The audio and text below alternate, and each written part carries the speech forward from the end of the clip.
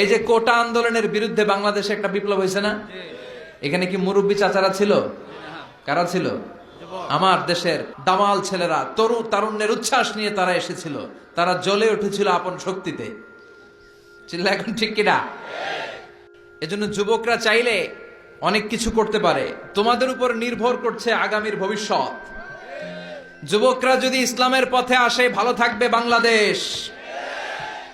যুবকরা যদি কোরআন মানে, নিরাপদে থাকবে আমার লাল সবুজের পতাকা। যুবকরা যদি ইসলামকে মেনে চলে, তাহলে আগামীর ভবিষ্যৎ ইসলামের ভবিষ্যৎ। জোরে কোন ঠিক কিনা? কারণ যুবকদের মধ্যে আছে প্রাণ ঢালা উচ্ছ্বাস। মুরব্বীদের স্বাদ আছে কিন্তু সাধ্য নাই। মুরব্বীরা চায় অনেক কিছু করতে, কিন্তু করে দেখাতে পারে? মাজায় ব্যথা, কোমরে ব্যথা।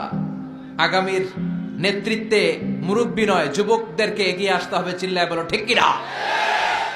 যুবকদের রক্ত গরম। তারা চাইলে একটা বিপ্লবকে নেতৃত্ব দিতে পারে। They can lead a revolution. গোটা বিশ্বে যত বিপ্লব হয়েছে সব যুবকদের দিয়ে হয়েছে। সুবহানাল্লাহ পড়েন। তো মুসলিম যুবকদেরকে জ্বলে উঠতে হবে আপন শক্তিতে। এরপরে নিরাপদ সড়ক চাই, একটা আন্দোলন হয়ে গেছে এই দেশে। ওইখানে কি মুরব্বীরা নেতৃত্ব দিয়েছিল?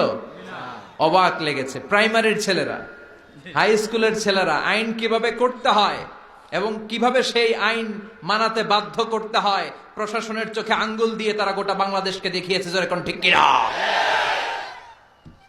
র্যাবের গাড়ি আটকে ফেলছে, পুলিশের গাড়ি আটকাই দিচ্ছে, মন্ত্রীর গাড়ি আটকে দিছে।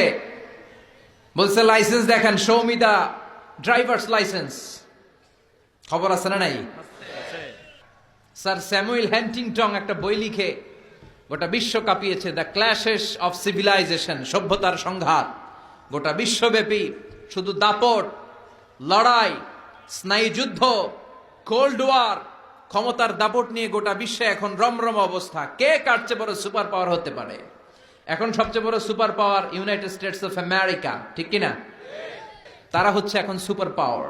ধারণা করা হচ্ছে চায়না গোটা বিশ্বে যেভাবে তাদের প্রোডাক্ট সাপ্লাই করছে, পণ্যের বাজারে তাদের যেরকম দাপট, ডমিনেশন, সামনের সুপার পাওয়ার হবে চায়না।